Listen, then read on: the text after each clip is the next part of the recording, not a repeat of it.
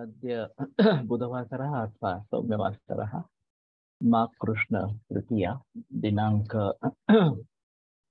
8 फेब्रुवारी 2023 चरक चिकित्सा स्थान अध्याय 1 शंखं चक्रं जलौकान्दततमृतघटं चारुदोर्भिश्चतुर्भिः सूक्ष्मस्वच्छातिरुद्यांशुकपरिविलसन् मौलिमम्भोजनेत्रं कालाम्भोदोज्ज्वलाङ्गं कटितटविलसच्चारुपीताम्बराढ्यं वन्दे धन्वन्तरिं तं निखिलगदवनप्रौढदावाग्निलीलं ब्रह्मणो हि समारब्धा मात्रेयाद्येषु पूजिताम् अस्मदाचार्यपर्यन्तां वन्दे गुरुपरम्पराम् आयुर्वेदरतं वन्दे माधवाख्यं महागुरुम् आयुर्वेदामृतं सर्वं शिष्येभ्यो यः प्रदत्तवान् द्रष्टाज्ञानी दृष्टकर्मा कृतकर्मा तथैव च अध्यापको विश्वश्रेष्ठो महान् संशोधकस्तथा गुणैरेतैः समुदितैः यत्कार्यं प्रतनोद्दिशः समृद्ध्यर्थं हि कार्यस्य वयं नु प्रयतामहे सरस्वत्यै नमो यस्याः प्रसादात् पुण्यकर्मभिः बुद्धिदर्पणसङ्क्रान्तं जगदध्यक्षमीक्षते आत्रेयं प्रथमं वन्दे आयुर्वेदजगद्गुरुम् आयुर्वेदामृतं सर्वं गृहीत्वा हि सुरेश्वरात् अग्निवेशादिकेभ्यो यत् प्रयच्छत् मुनिसत्तमः प्रथमं तन्त्रकर्तारम् अग्निवेशं नमाम्यहम्।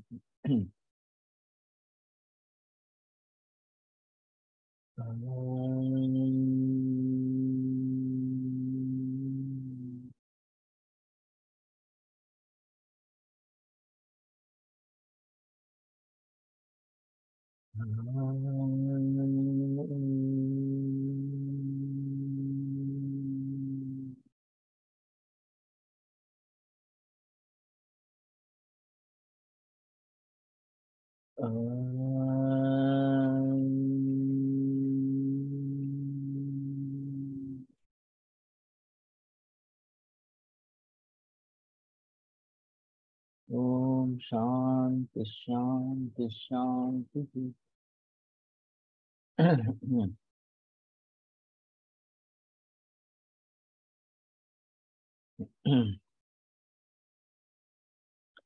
अभेषजं च द्विविधं बाधनम सानुबाधनम। तो मैं बहस कर रहा था कि जो बाधन या सानुबाधन है वो अभेषज है, भेषज ही नहीं है। और पूरी एलोपैथी की सिस्टम अब इस पर चल रही है कि तात्कालिक बाधन करने वाला या दीर्घकाल में बाधन करने वाला इस प्रकार का है। फिर भी वो साइंटिफिक सिस्टम मानी जाती है, जबकि आयुर्वेद शुद्ध चिकित्सा का आग्रह करता है। और अगर फार्मेसी की गलती से या वैद्यों की गलती से कुछ साइड इफेक्ट्स दिखाई देते हैं किसी औषध के, खास करके नाग के बारे में, तो फिर आयुर्वेद को कोसा जाता है कि नहीं ये अशुद्ध चिकित्सा करते हैं वगैरह वगैरह। एलोपैथी की पूरी चिकित्सा या अशुद्ध चिकित्सा इसी प्रकार की है, लेकिन उसके बारे में कोई बहस नहीं की जाती है। कभी कभी ये कहा जाता है offence is the best form of defence. कि अगर हम डिफेंस ही करते रहेंगे तो सामने वाली व्यक्ति ऑफेंस ही करती रहेगी। तो हमें ऑफेंस में जाना है। सिर्फ मैं चाहता हूं कि वैद्यों की संख्या बढ़नी चाहिए। सबसे अहम मुद्दा ये है कि अच्छे प्रैक्टिस करने वाले वैद्यों की संख्या बढ़नी चाहिए, तो अपने आप आयुर्वेद को पुरस्कार मिल जाएगा। और लोग हमारे शास्त्र की तरफ अपने आप मुड़ जाएंगे। कोई और करने की बात नहीं है, कोई सिद्ध करने की बात नहीं है इस प्रकार से। लेकिन वैद्यों की संख्या इतनी आसानी से बढ़ती नहीं, यही सबसे दिक्कत वाली बात है। जो इस प्रकार का प्रयास है सुबह का, इस प्रकार का ग्रंथ के वाचन का और प्रैक्टिकल उसके साथ में होना, प्रैक्टिस का अनुभव होना, ये दोनों चीजें आवश्यक है। तो ये पूरे देश भर में या विश्व भर में इसका प्रचलन अगर होता रहेगा तो शायद बात बनेगी कि हम प्रथम पसंदी का वैद्य बन जाएंगे। लेकिन फिलहाल बाधन और साधन, सानुबाधन एक हमारे लिए अच्छा मुद्दा है। और जो कल एक मुद्दा उठाया था कि वो बताते हैं, हाँ, हमारे साइड इफेक्ट्स है, मालूम है हमें इस प्रकार से। हम बताते रहते हैं, आयुर्वेद वाले साइड इफेक्ट्स बताते नहीं है, ये एक अहम मुद्दा है। तो वैसे आयुर्वेद में साइड इफेक्ट्स होने का कोई संभव नहीं है। अगर आप शास्त्रों से चिकित्सा करते हैं तो केवल संधिपात की अवस्था को छोड़कर, उसमें भी वर्धने ने एक दोषस्य की बात छोड़कर अशुद्ध चिकित्सा को ये होने का सवाल नहीं है। तो हमारे हिसाब में शास्त्रीय चिकित्सा अशुद्ध नहीं होती। दवाइयाँ अगर अच्छी तरीके से बनी है तो भी उससे कोई नुकसान होने की संभावना नहीं है। लेकिन एलोपैथी में जो दवा उनके शास्त्र के मुताबिक देनी है, वो भी सभी प्रकार की दवाइयाँ बाधन सानुबाधन इस कैटेगरी में आ जाती है। तो जिसको साइंटिफिक कहते हैं वही इस प्रकार की अगर स्थिति है, तो इसमें मॉल प्रैक्टिसेस वगैरह जो है उसके बारे में क्या कहना। तो माल प्रैक्टिस भी काफी प्रचलन में है। वो भी कोसते हैं कि माल प्रैक्टिस नहीं होनी चाहिए इस प्रकार से। ओवर द काउंटर मेडिसिन ये जो सेल होती है स्टीरॉइड्स की वगैरह, वो गलत है, ये एलोपैथी वाले भी कहते हैं। क्योंकि ये बाधन सानुबाधन इसी कैटेगरी में आ जाती है। तो डॉक्टर की सलाह के अनुसार ही लेना है, नहीं तो नहीं लेना है। लेकिन डॉक्टर के सलाह के अनुसार लेने पर भी ये दुष्परिणाम को करने वाली है ही इस प्रकार। तो कहने का तात्पर्य अर्थ ये है कि सेफ मेडिसिन होना ये बहुत जरूरी इस प्रकार का है। और हमारे लिए भी चाहिए कि रसाशास्त्र की दवाइयाँ अगर प्रयोग करते हैं, विषों का प्रयोग करते हैं, बचना वगैरह से लेकर, तो हमें बिल्कुल सजग होना है कि ये लाभदायक ही हो, हानिकारक बिल्कुल नहीं हो, इसके बारे में हमें सजग होना चाहिए। और इसी के जरिए मैं 6x के ऊपर उतर आया कि ये सबसे बेहतर तरीका है कि कुछ भी औषध का उसमें नहीं मिले इस प्रकार से। स्वस्थ ऊर्जस्करणी यत्तु तद वृषं तद रसायनम प्रायः। तो स्वस्थ की ऊर्जा बढ़ाने वाला जो है वो प्रायः वृक्ष और रसायन है। प्रायण रोगाणाम द्वितीय प्रशमयतम। और दूसरी प्रकार की जो किंचित से रोग, ये प्रायः रोगों के प्रशम में बताया गया है। प्राय शब्द विशेषार्थ उभयम उभयार्थक। प्राय शब्द विशेष अर्थ से प्रयुक्त किया गया है। दोनों प्रकार की दवाइयाँ दोनों प्रकार के कार्य करती है। तो ज्यादातर इस प्रकार से बताया नहीं जाता कि प्राय शब्द विशेष अर्थ है और ये दोनों प्रकार की दवाइयाँ दोनों प्रकार के काम करती है इस प्रकार। क्योंकि मूल तो शब्द श्लोक स्पष्ट है, प्रायः स्वस्य सूर्यस्करम तद वृषम तद रसायनम। और प्रायण रोगानम द्वितीय प्रशमयतम, तो प्रायण ये दो बार शब्द प्रयोग किया है। तो प्रायः इसमें काम करता है, लेकिन गौणत्व से दूसरे क्षेत्र में भी काम करता है। जो रसायन वाजीकरण दवा है वो रोगनाशन का कार्य भी करती है, और जो रोगनाशन वाली दवा है वो भी रसायन वाजीकरण का कार्य करती है। तो कहने का मतलब ये है कि हमने एक वाटर टाइट कंपार्टमेंट बना के रखे हैं, वो सही नहीं है कि इसके लिए यही करना है, इसके लिए यही करना है, रोगनाशन ही देना है, और इसके लिए स्वस्थ की ऊर्जा के लिए वृक्ष और रसायन औषधि उनका ही प्रयोग करना चाहिए। उसमें भी स्वस्थ के लिए हम रसायन का प्रयोग करते हैं, लेकिन वाजीकरण का प्रयोग नहीं होता। इसमें दो तरीके के मत प्रवाह, भिन्न प्रवाह इस प्रकार के हैं। वेणुमाधव शास्त्री जोशी जी का कहना था कि सभी स्वस्थ व्यक्तियों के लिए जो 35 के ऊपर है, उनके लिए वाजीकरण का प्रयोग होना ही है। अब चरक और अष्टांग हृदय में अंतर है। वाजीकरण अनविच्छेद पुरुषो नित्यम आत्मान, ये चरक का वचन है, आगे आएगा। और वाग्भट में जो कहा है वाजीकरण अन्विच्छेद सततम विषयी पुमान। जो विषयी इस प्रकार का नर है, आदमी है, वो सतत वाजीकरण की अपेक्षा करे। तो कहने का तात्पर्य अर्थ है पुरुषों नित्यम आत्मवान जब कहेंगे तो कंट्रोल रखना है, फिर भी वाजीकरण का सेवन करना है। और जो विषयी पुमान है उसके लिए तो अगर शुक्रक्षय होता ही रहेगा तो उसके लिए बार बार वाजीकरण औषध सेवन करते रहना आवश्यक है। तो वेणुमाधव शास्त्री जोशी 35 के ऊपर के सभी रुग्णों में वृक्षवटी दिया करते थे। ये एक मत प्रवाह है कि इस प्रकार के वाजीकरण का सेवन सभी व्यक्तियों को करना ही है इस प्रकार से। दूसरी जगह विद्यार्थी जळुकर का कहना था कि मेनोपॉज जब हो जाता है औरतों में, तब शुक्र का कार्य कोई रहता नहीं है। और फिर वो कहते थे कि भर्जित धान्य का प्रयोग करो ताकि जो अबीज हो जाए, निर्बीज हो जाए। भर्जित कर देंगे धान्य तो निर्बीज हो जाता है। डायबिटीज के लिए कहा जाता है, लेकिन वहाँ उसका कफ कर्तृत्व कम करने के हिसाब से भर्जित धान्य का प्रयोग बताया जाता है। यहाँ ये निर्बीज बनाने के लिए करना है इस प्रकार से, क्योंकि बीजों की आवश्यकता नहीं है, ऐसा उनका कहना था। दुर्दैव से उनकी मौत कैंसर से हुई। अब बात यह है कि पुनरुत्पादन करना, गर्भ का पुनरुत्पादन करना, ये तो शुक्र का कादाचित कर्म है।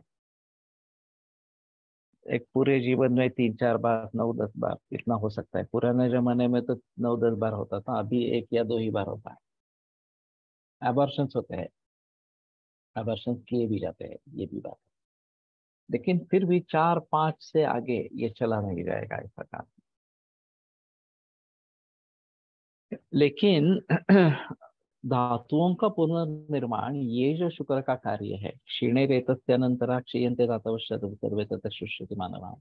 शुक्र क्षय होने पर पूर्व धातु भी उनका क्षय हो जाता है।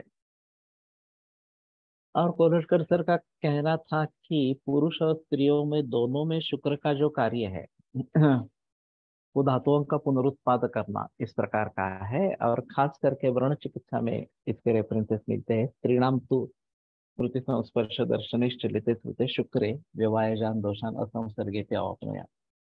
अगर शुक्र साव हो जाता है तो व्यवायज जो दोष है वो संसर्ग न होने से भी हो जाता है इस प्रकार से। और इसलिए व्रण रूढ़ता नहीं होती। ये परहेज के रूप में अ, व्रण चिकित्सा में बताया गया है कि इस प्रकार से व्रणितोपासनीय में शुक्र क्षय नहीं होना है। अभी अस्पताल में मेल नर्स काफी कम है, बहुतेक सभी जगह फीमेल नर्स ही है। और ये ज्यादातर युवा इस प्रकार की होती है। मेट्रन वगैरह जो वही थोड़ी मध्यम वयी या थोड़ी ऊपर उससे इस प्रकार के होते हैं, नहीं तो युवा इस प्रकार का स्टाफ होता है। और मरीज किसी भी उम्र में हो सकता है, युवा भी हो सकता है, वृद्ध भी हो सकता है, फिर भी शुक्र स्खलन हो सकता है। और फिर व्रण भरता नहीं है। तो व्रण क्यों नहीं भरता? क्योंकि जो मांस रक्त वगैरह को बढ़ावा वहां मिलना चाहिए वो शुक्र क्षय होने से नहीं मिलता है और व्रण नहीं भरता है। तो खास करके सर्जिकल वार्ड्स में मेल के लिए मेल नर्स और फीमेल के फीमेल नर्स इस प्रकार का होना जरूरी है। अभी मेल नर्स ज्यादा होते नहीं है, विदेशों में भी नहीं है और यहाँ भी नहीं है। नर्स यानी कि फीमेल, इस प्रकार का ही प्रचलन बढ़ गया है। तो इस बात को अगर टालना है तो मेल के लिए मेल और फीमेल के लिए फीमेल, ये बेहतर ऑप्शन इस प्रकार का है। वैसे भी समाज की स्थिति जो बिगड़ रही है उसमें को एजुकेशन ये एक अहम मुद्दा है। क्योंकि ये उस उम्र का परिणाम होता है, नेचुरल अट्रैक्शन होता है, और फिर संबंध बढ़ते हैं। और फिर अच्छा होता है तो अलग बात है, लेकिन बुरा होता है तो भुगतना तो स्त्री को ही पड़ता है। बहुत बार ये बताया जाता है कि एक तरफे प्रेमातुर हत्या, किसी लड़की की वो रिस्पांस नहीं दे रही है इसलिए हत्या कर दी गई, इस प्रकार से। ये प्रेम नहीं है, ये हवस है वास्तव में। और इस प्रकार से अगर बचना है तो कोएड एजुकेशन को दूर करके पुरुषों के लिए अलग, महिलाओं के लिए अलग, विद्यार्थिनियों के लिए अलग, इसी प्रकार के स्कूल या कॉलेज होना बेहतर ऑप्शन है कि संपर्क नहीं आए। फिर भी समाज में संपर्क आएगा, यह अलग बात है, लेकिन ये नित्य संपर्क इस प्रकार का जो स्कूल में कॉलेजेस में होता है वो तो टल सकेगा, और फिर उसके जरिए होने वाले जो अच्छे बुरे इस प्रकार के परिणाम है उससे तो बच पाएंगे। लेकिन समाज में भी इसके बारे में कोई बहस नहीं है, ये मामला गंभीरता से नहीं लिया जाता इस प्रकार से। तो एक स्वाभाविक स्थिति इस प्रकार की रहती है। और फिर कल ही मेरे पास एक लड़का आया था, 18-19 बरस का था, जुवेनाइल डायबिटीज, और हस्तमैथुन की काफी हिस्ट्री है। हर रोज हस्तमैथुन इस प्रकार का है। तो डायबिटीज के लिए उसका संबंध है नहीं है, कारणत्व है या नहीं है, लेकिन ये भी बात समझ में लेनी है, ये तो अच्छा नहीं है, ये इसमें कोई संदेह की बात नहीं है। तो इन सभी बातों को ध्यान में रखते हुए स्वस्थ वृत्त में वाजीकरण औषधों का प्रयोग करें, फिर भी कामुकता ज्यादा न बढ़े। शुक्र वृद्धि अगर हो जाती है तो अतिस्त्री कामता वृद्धम शुक्रम शुक्राश्मरी में भी ये बताया गया है। तो अतिस्त्री कामता ये शुक्र बढ़ने का नतीजा बताया गया है। और वो बढ़ने से अच्छा परिणाम भी हो सकता है, वो बढ़ने से बुरा परिणाम भी हो सकता है। और अगर काबू नहीं किया गया मन के ऊपर तो उससे कुछ भी हादसे इस प्रकार के हो सकते हैं। तो शुक्रवर्धक और शामक इस प्रकार की दवाइयाँ होनी है। शतावरी जैसे अश्वगंधा, कपिकच्छु, ये उत्तेजक है ज्यादा। शतावरी शुक्रवर्धन होने के बावजूद भी थोड़ी शामक इस प्रकार की। तो स्वस्थ वृत्त के हिसाब से अगर वाजीकरण द्रव्यों का प्रयोग करना है तो शामक प्रयोग करना बेहतर है। अगर शादी हुई है और इच्छा कम है, तो बल कम है, तो वृक्ष चिकित्सा कपिकच्छु वगैरह से लेकर हो सकती है। नहीं तो बेटर ऑप्शन शतावरी जैसे द्रव्यों का प्रयोग हो। अमलक की है, परम वृक्षम रसायनम, लेकिन शीतवीर्य इस प्रकार की है। तो इन्हीं द्रव्यों का प्रयोग अगर होता रहेगा तो ज्यादा बेहतर इस प्रकार का रहेगा। और रसायन चिकित्सा तो सभी को ही करनी है, कम से कम वातापतिक रसायन ये तो बात करनी है इस प्रकार। अभी कोविड-19 के जरिए ये जो मुद्दा उभर आया कि इम्यूनिटी कम है, और इम्यूनिटी कम होने के कारण संसर्गजन्य बीमारियां हो रही है या फिर असंसर्गजन्य बीमारियां, कैंसर वगैरह जैसे हो रही है। तो दोनों में हमें चाहिए कि इम्यूनिटी बढ़ाए। आगे आएगा कि लाभोपाय ही सत्तानाम रसादेनाम रसायनम। इम्यूनिटी तब ज्यादा अच्छी बढ़ेगी जब रसायन औषधों का सेवन निरंतर रूप से चलता रहे। और वैसे आहार में भी काफी द्रव्य रसायन है। जैसे कि देसी गाय का दूध और घी, ये दोनों रसायन है, क्षीर घृताभ्यासो रसायन नाम श्रेष्ठ है रसायन में। रसोद है, कंदर्प या प्याज है, ये दोनों रसायन और वाजीकरण दोनों प्रकार के कार्य करने वाले हैं। और फिर बाकी भी इस प्रकार के द्रव्य रहेंगे। आमल की ये भोजनादो भोजन मध्य भोजनांत तीनों समय आमल की प्रशस्त है।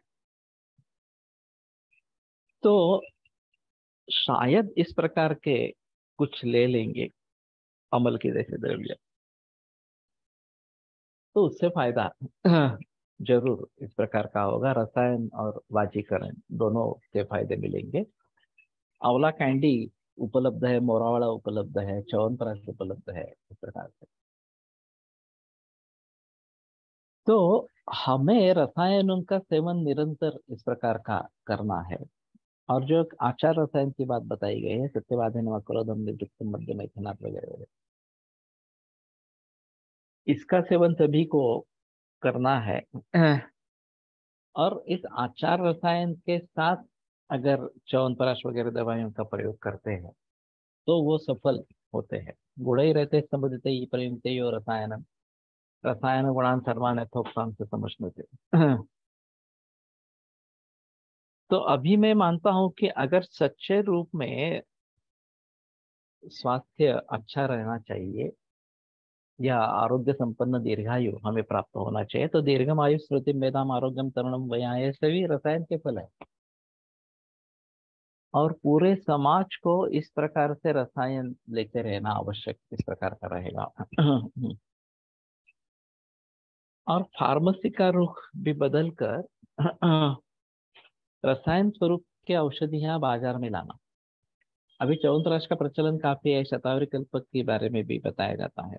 लेकिन इस प्रकार से बहुत सारे, गोक्षुर भी अच्छा रसायन है, रसायन चूर्ण अच्छा रसायन है, इस प्रकार से। तो बहुत सारे इस प्रकार के योग है जो आसानी से लिए जा सकते हैं, सस्ते भी है, ऐसे भी नहीं बात की बहुत ही महंगे हैं। और मंडलेर जात वेद से रसवाजीकरण में प्रयोग आया है। दूध, जो माशपर्ण धेनु है उसका दूध, ये सुवर्ण मंडल गोलाकार सुवर्ण से अगर सिद्ध किया जाता है तो वो वाजीकरण बताया गया। लेकिन दूध और सुवर्ण दोनों रसायन भी है। तो नियमित रूप से इस प्रकार से सुवर्ण सिद्ध क्षीर लेते रहेंगे तो भी एक अच्छा रसायन होता है। सुवर्ण सिद्ध जले लेते रहते हैं तो भी अच्छा रसायन होता है।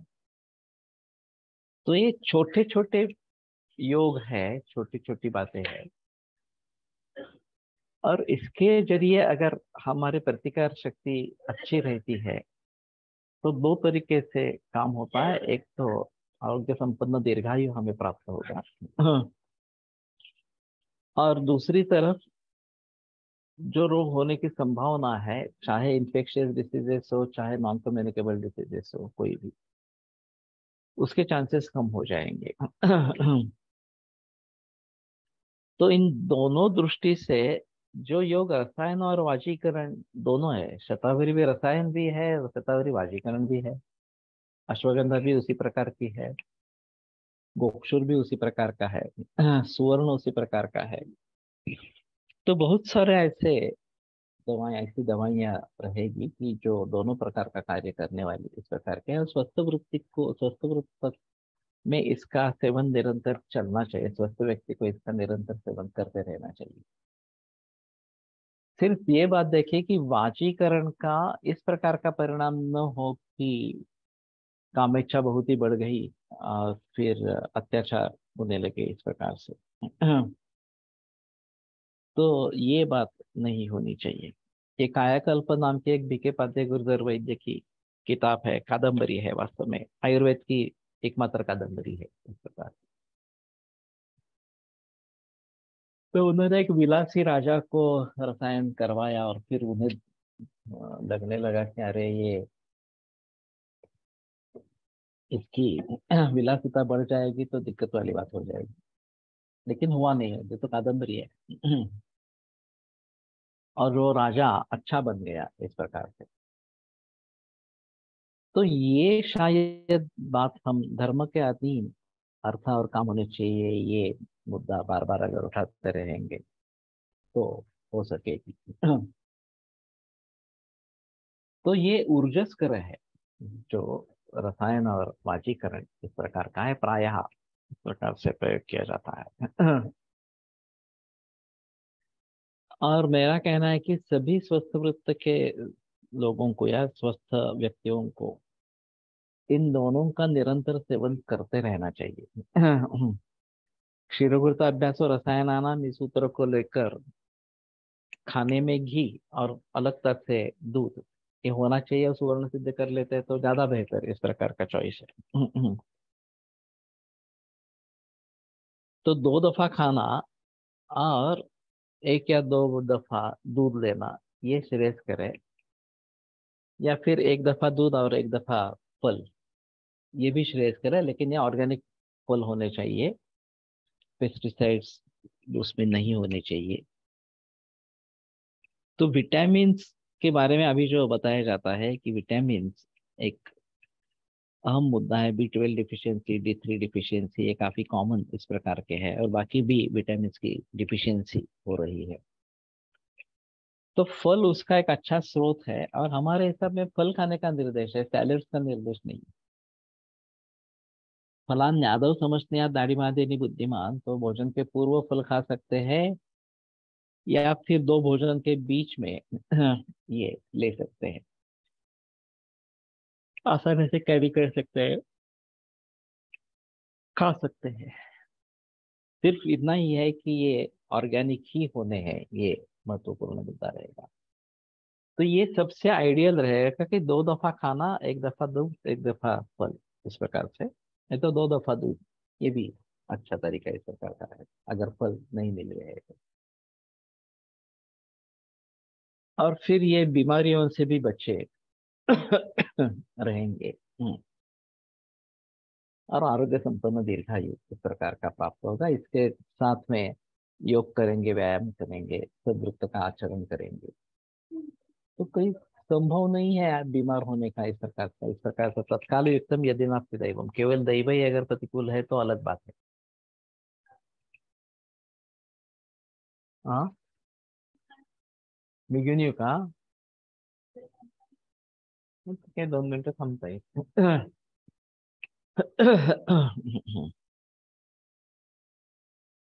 एक 2 मिनट रुकते हैं, मैं आता हूँ।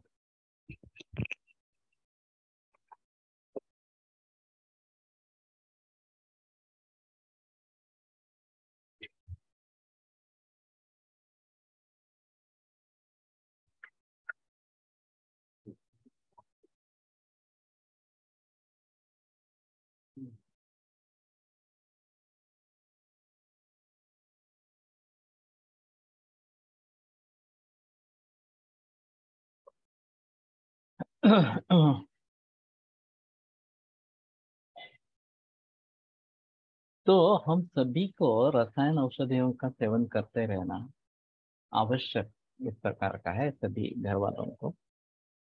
और मेरा एक सुझाव ऐसा है कि फार्मेसी का रुख अगर रसायन औषधियों की तरफ मुड़ जाए तो बेहतर ऑप्शन इस प्रकार का होगा कि स्वास्थ्य बना रहेगा, चाहे शतावरी कल्प हो, च्यवनप्राश हो, रसायन चूर्ण हो और किसी इस प्रकार की दवाइयाँ हो।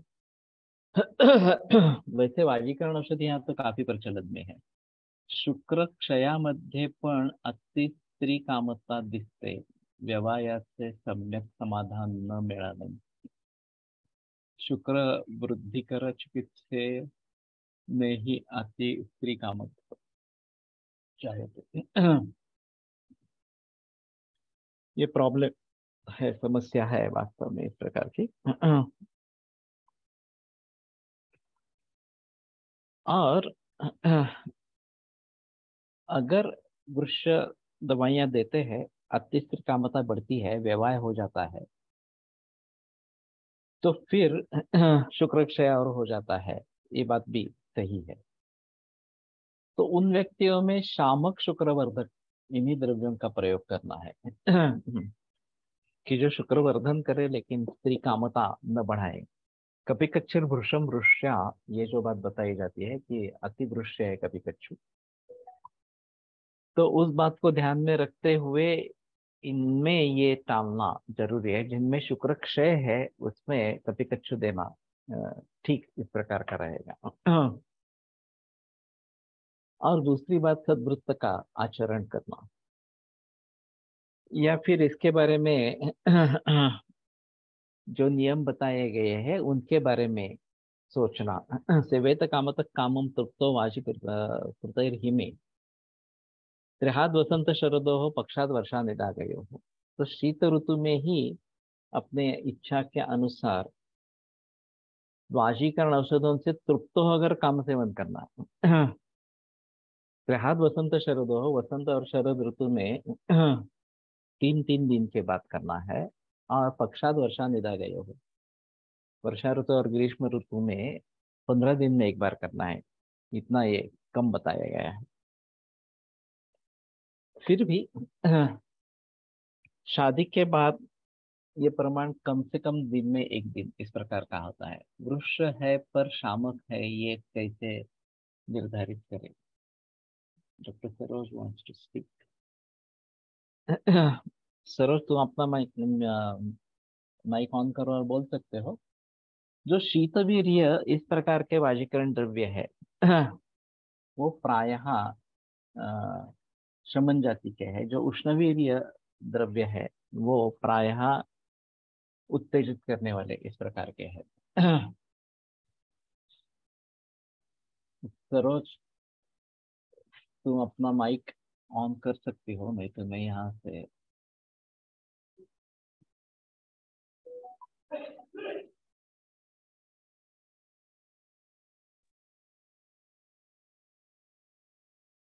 यहाँ से नहीं हो रहा है। ask to unmute।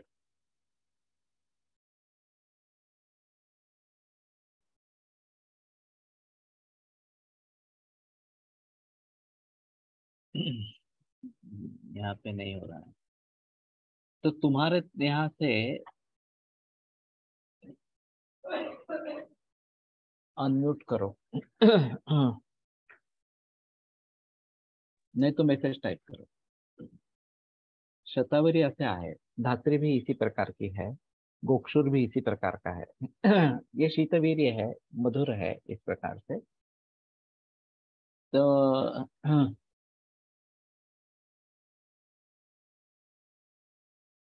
ये बात हो सकती है। रसायन व्यवस्थापन काय फरक आहे? व्यवस्थापन रसायन का एक कार्य है कि जो उम्र है उसी को बनाए रहती है। तो वार्धक्य के कारण या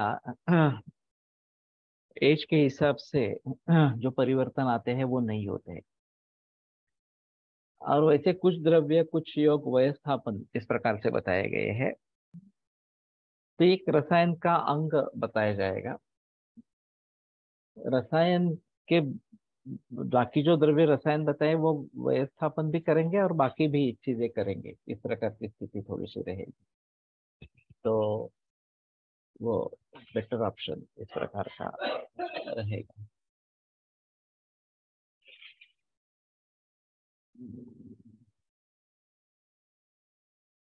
लोअर हैंड क्या है?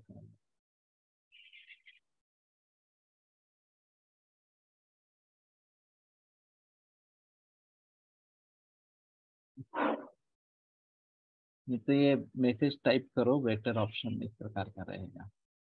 यहाँ से अनम्यूट नहीं हो रहा है।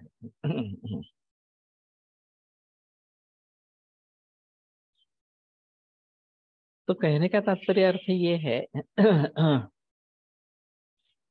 कि वाजीकरण का भी प्रयोग करना है, और जहाँ शामक चाहिए वहाँ शामक करना है, यहाँ उत्तेजित करने का चाहिए वहाँ उत्तेजित करने वाला इस प्रकार का होता है।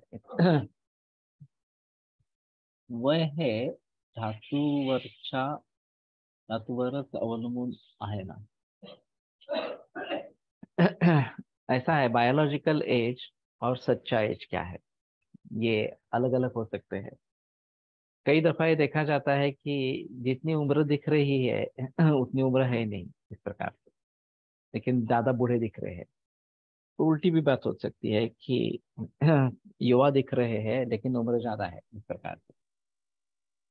वयस्थापन सिर्फ आयु बढ़ाएंगे, रसायन क्वालिटी ऑफ लाइफ बढ़ाएंगे क्या, ऐसा सोच सकते हैं?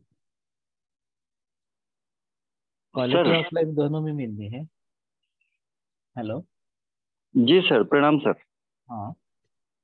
सर, मैं इंटरप्ट कर रहा हूँ, इसके लिए माफी चाहूंगा। लेकिन क्या कहते हैं, अभी आपने एक जिक्र किया था कि जैसे शतावरी और अश्वगंधा को हम रसायन भी मानते हैं, वाजीकरण भी मानते हैं। हम्म। तो रसायन औषधियाँ जो होती हैं वो रस धातु से लेके शुक्र धातु तक मतलब एक सीरियल ऑर्डर में काम करती हैं और उनका पोषण करती चलती हैं। और वाजीकारक औषधियाँ जो होती हैं वो सीधा शुक्र धातु पे ही कार्य करती हैं। सिर्फ ऐसा शतावरी। नहीं है, थोड़ा सा। जी। वाजीकरण औषधियाँ सद्य शुक्र परंपया इस तरीके से डायरेक्टली शुक्र धातु पर भी काम करती है। जी। और रसायन जैसा जो है, रसायन और वाजीकरण दोनों है, वो हम्म। दोनों मार्ग से जाने वाले हैं। जो केवल वाजीकरण है, सद्य शुक्र परंपया है, इस प्रकार के तात्कालिक लाभ के लिए जो दिए जाते हैं, या मकरध्वज वृक्षवटी वगैरह इस प्रकार की दवाइयां हैं। जी। लेकिन जो रसायन भी है और वाजीकरण भी है, वो दोनों हम्म। तरीके से काम कर सकते हैं, ऐसा है। अच्छा, उसमें सर एक चीज ये आ रही है, जैसे अगर जो हम इस तरीके से देखें कि जो रसायन औषधियां हैं वो रस धातु से लेके शुक्र हाँ। धातु तक एक सीरियल ऑर्डर में काम करती हैं, तो उसके लिए स्रोतोशोधन होना बहुत जरूरी है। तो ऐसी औषधियों में स्रोतोशोधन के लिए मतलब एक आम की जो अवस्था रहती है जिससे श्रोतावरोध की स्थिति पैदा होती है, तो श्रोतावरोध की स्थिति को दूर करने के लिए आम पाचन के लिए हमको तिक्त रस प्रधान औषधियों की आवश्यकता होती है। ठीक है। इसमें दूसरी ऐसा तरफ है अगर कि पंचकर्म करके ही रसायन वाजीकरण देना है, ये ग्रंथ में स्पष्ट निर्देश है। जी जी जी। अभी और पंचकर्म सभी में कर पाते हैं नहीं कर पाते हैं, ये एक अलग बात है। हाँ हाँ हाँ, प्रावेशिक और वातात्विक में भी काफी अंतर है। जी। कुटी प्रावेशिक करना काफी मुश्किल बात है इस प्रकार की, लेकिन अभी नांदेड़ के नजदीक उत्तरवार करके एक वैद्य ने कुटी हम्म। प्रावेशिक बनाया है। जी। सौदा आठवले के शिष्य है। हम्म।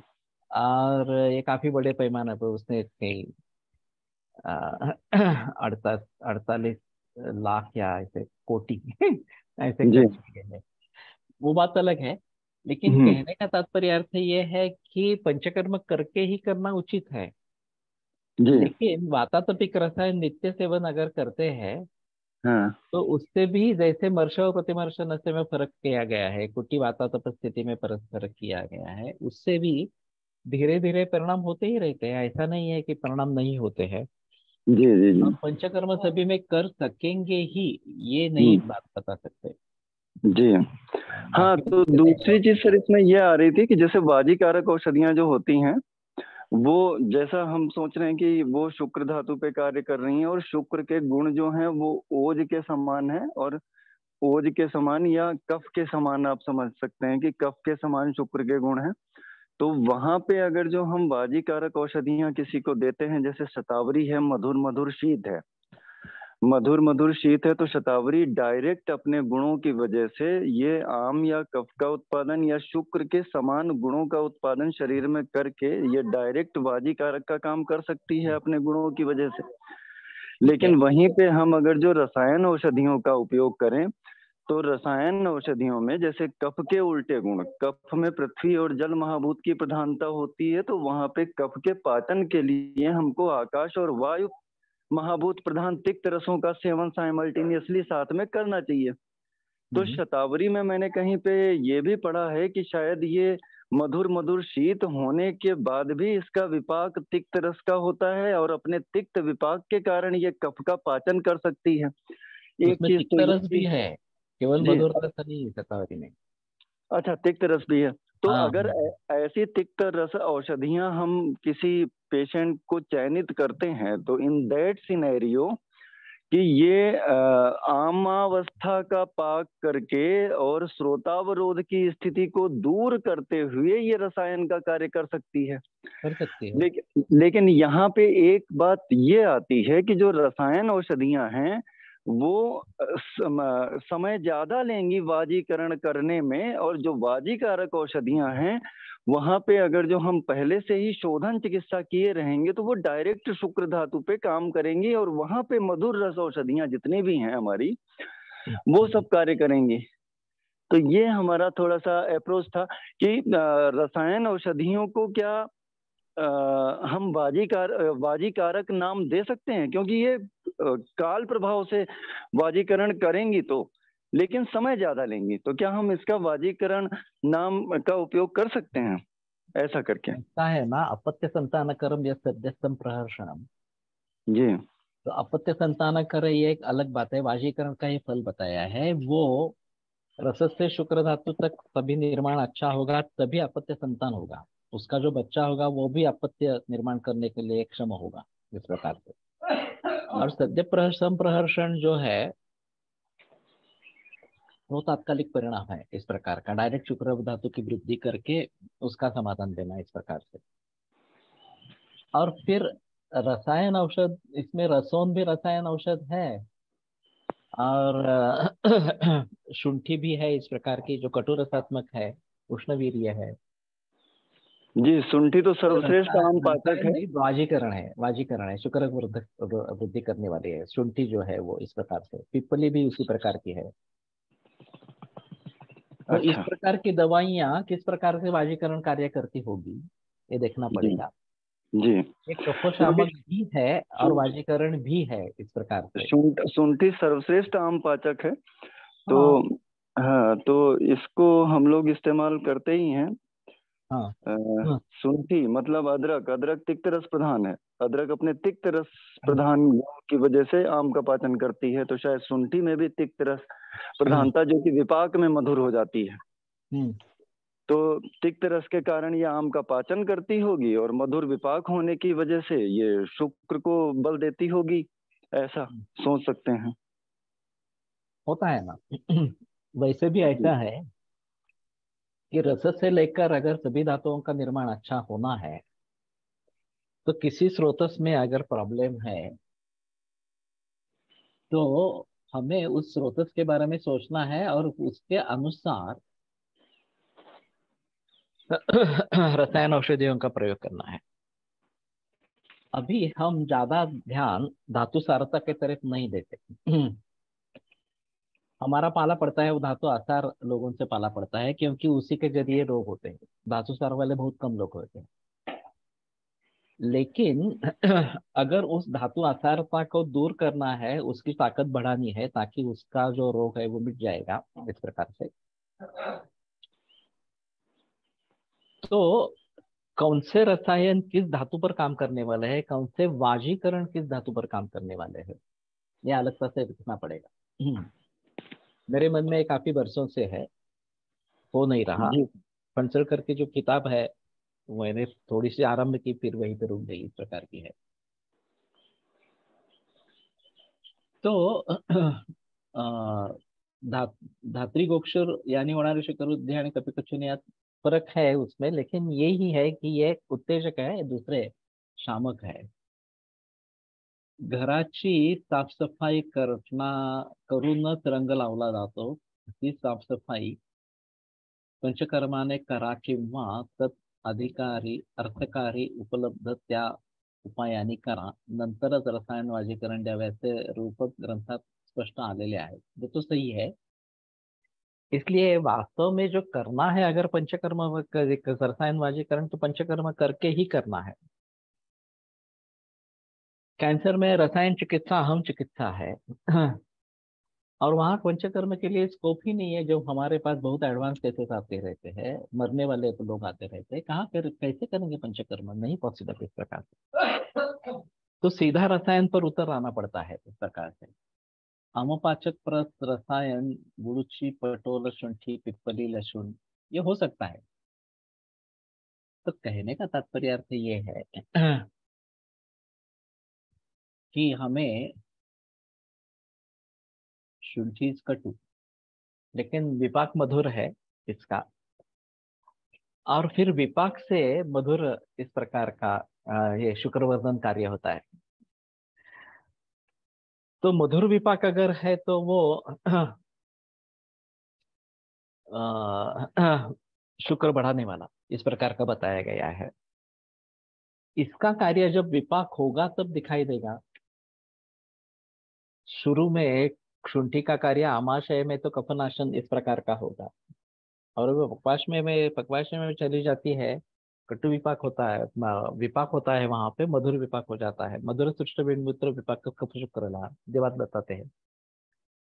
तो ये सृष्ट मूत्र और कफ शुक्र विपाक बताया गया है। मधुर रस का जो विपाक है, इसका मधुर विपाक जो है वो। तो सोच समझकर रसायन या वाजीकरण का प्रयोग करना। मेरे कहने का तात्पर्य अर्थ ये है कि जो भी प्रयोग हमें करना है वो सोच समझकर करना है। वैसे अजवायन ये भी शुक्रवर्धक है, बताया गया है इस प्रकार का। मिश्रिया जो है वो शुक्रनाशक बताई गई है। दातार गुरु जी का एक अनुभव रहा है कि इस प्रकार का मिश्रिया बड़ीशेप खाने की आदत थी और अवृषत्व हो गया, तो उन्होंने उसको बंद करके धात्री खाने के लिए कहा और अवृषत्व दूर हो गया इस प्रकार से। तो कहाँ पे किसका प्रयोग करना है, किस दृष्टि से करना है, ये देखना पड़ेगा।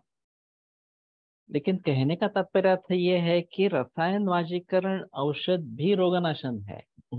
अभी हम बात कर रहे हैं सिर्फ रसायन वाजीकरण स्वास्थ्य की ऊर्जा बढ़ाने वाले इस प्रकार के। उसमें तो संदेह है ही नहीं इस प्रकार से।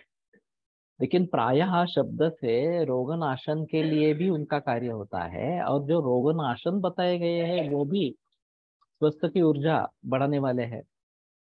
लंघनेन क्षयन्विते दोषे संदुक्षिते नले स्वास्थ्यं श्रुतुर रुचि भक्ति बलम ओजश्च जायते। ज्वर में लंघन करेंगे तो बल ओज निर्माण होता है, ये बताते हैं। तो ये भी स्वस्थ की ऊर्जा बढ़ाने वाला है इस प्रकार का। लंघन तो वास्तव में हम देखेंगे तो अपतर्पण जाति का है, धातुओं का क्षय करने वाला है। लेकिन आमावस्था है, आम का पचन हो जाएगा, दोष कम हो जाएंगे, तो बल वृद्धि होगी। तो ऐसा ही पकड़कर नहीं चलना चाहिए कि ये रसायन वाजीकरण है तो रोगनाशन करेंगे, नहीं करेंगे, जो रोगनाशन है वो रसायन कार्य नहीं करेगा, ऐसी भी बात नहीं है। और इसलिए प्राय शब्दों विशेषार्थो युभयम ही उभयार्थ कृत, दोनों प्रकार के द्रव्य दोनों प्रकार के कार्य करते हैं, इस प्रकार से बताया गया है। और भली भांति इन सभी बातों को समझ कर करना है। फणसलकर जी का एक विचार था इसके बारे में। निश्रेया सिर्फ पुरुषों में शुक्र क्षय कर होगी या स्त्रियों में भी। अगर शुक्र क्षय करने वाली है तो दोनों में शुक्र क्षय करेगी। लेकिन ये जो शुक्र हम बता रहे हैं वो धातुओं के निर्माण के लिए जो शुक्र आवश्यक है स्त्रियों में,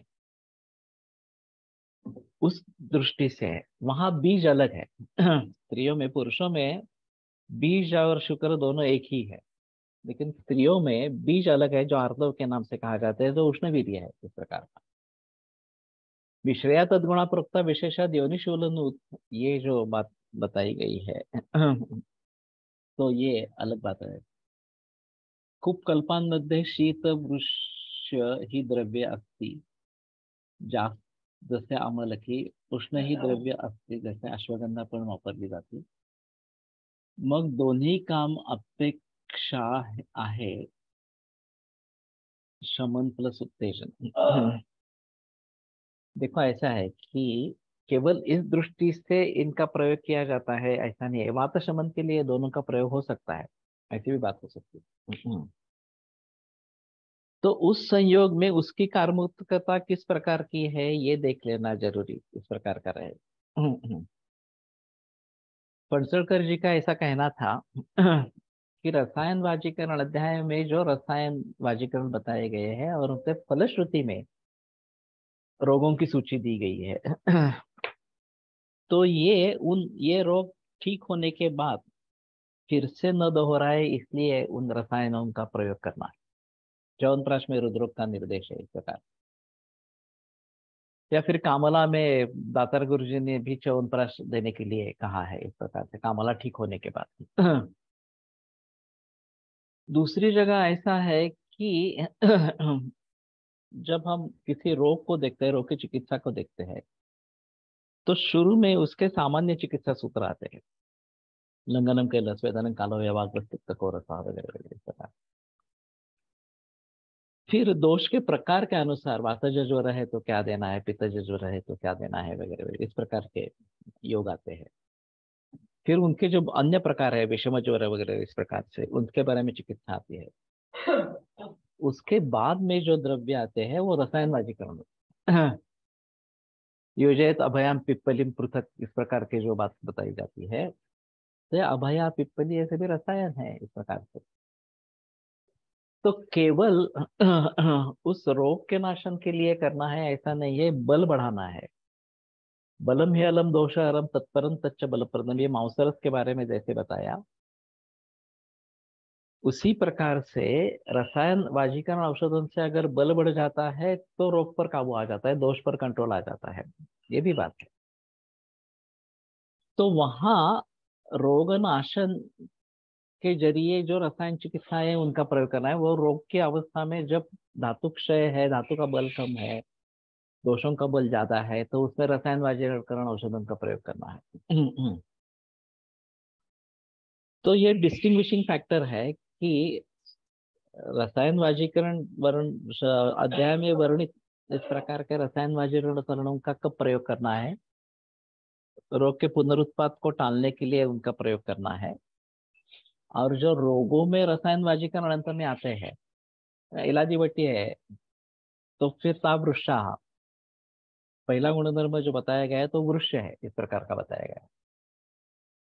तो काश में जहां वाजीकरण की आवश्यकता होगी वहां ये आवश्यक एलादीवटी इस प्रकार कार्य अच्छी करेगी।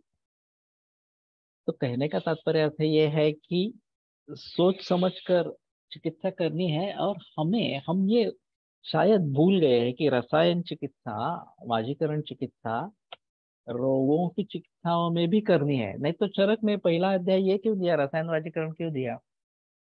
निदान में अगर ज्वर से चिकित्सा आरंभ किया है तो ज्वर से आरंभ करके बाद में रसायन वाजीकरण के अध्याय बताएंगे, जैसे वाग्भट ने किया है।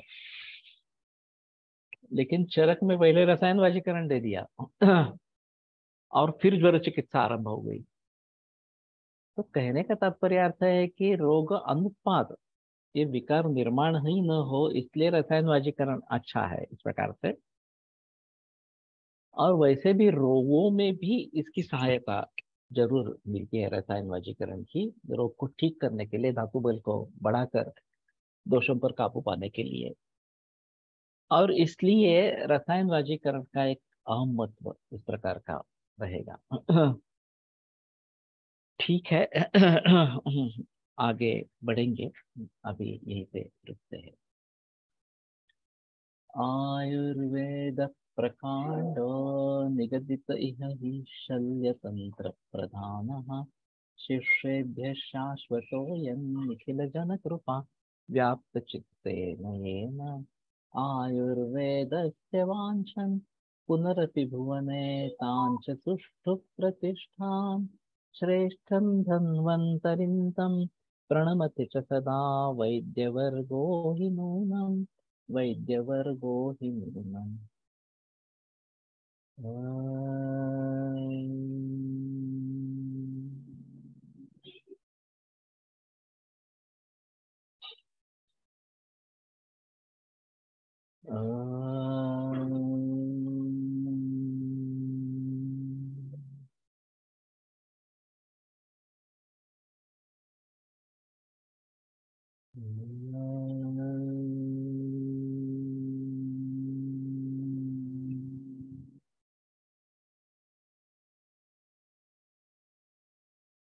विरम्यते व्याख्यानव्यापारात् श्वः नरसिंहविश्रामः।